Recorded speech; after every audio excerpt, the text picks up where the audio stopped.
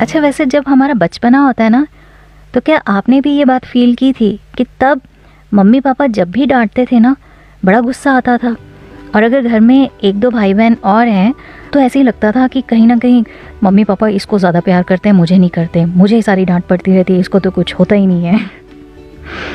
पर जैसे जैसे वक्त बीतता है, हम बड़े होते हैं और पीछे मुड़ कर देखते हैं, तो कहीं ना कहीं ये एहसास होता है, ये फीलिंग होती है कि मम्मी पापा की डांट की वजह से ही आज जो कुछ भी है हम अपनी लाइफ में, जो कुछ हम कर पाए, वो सिर्फ़ और सिर्फ उन्हीं की वजह से कर पाए। इसलिए कभी भी अपने बड़ों की सख्ती को दिल से नहीं लेना चाहिए, बल्कि उसके पीछे जो आपका भला करने की उनकी मंशा थी, उसके बारे में सोचना चाहिए, है ना। चलिए इसी बात पे एक कहानी। एक स्कूल के क्लास 6 के बच्चे बहुत एक्साइटेड थे। इस बार स्कूल उन्हें पिकनिक के लिए वाइल्ड लाइफ नेशनल पार्क ले जा रहा था।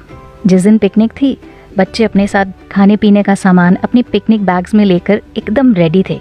बस सुबह 4 बजे निकली और 2-3 घंटों में नेशनल पार्क पहुंच गई। वहां पहुंचकर उन्हें एक बड़ी से कैंटर में बिठाया गया और एक गाइड उन्हें जंगल की तरफ ले जाने लगा। बच्चों के साथ उनके टीचर्स भी थे और बीच बीच में उन्हें जंगल और वाइल्ड लाइफ के बारे में बता रहे थे। बच्चों को बहुत मज़ा आ रहा था, बहुत एक्साइटेड थे। पहली बार अपनी स्कूल लाइफ में वो कुछ ऐसी वाइल्ड लाइफ सेंचुरी देख रहे थे। ढेर सारे हिरन, बंदर, जंगली पक्षी, मतलब हर एक चीज़ देखकर उनका एक्सप्रेशन देखने वाला था।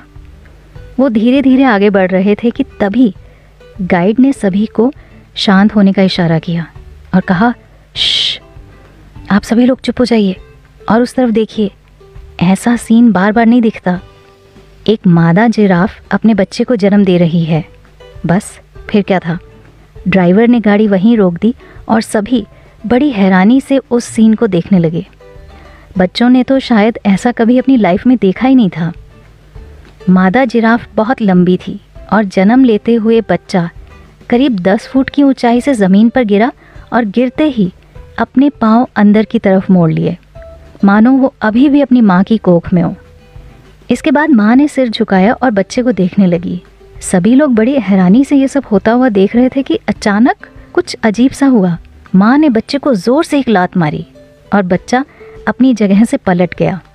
कैंटर में बैठे बच्चे अपने टीचर से कहने लगे, सर, आप उस जिराफ को रोकते क्यों नहीं, वो अपने बच्चे को मार डालेगी। पर टीचर ने उन्हें चुप रहने को कहा और फिर कहा कि बस तुम उसे देखते रहो शांति से।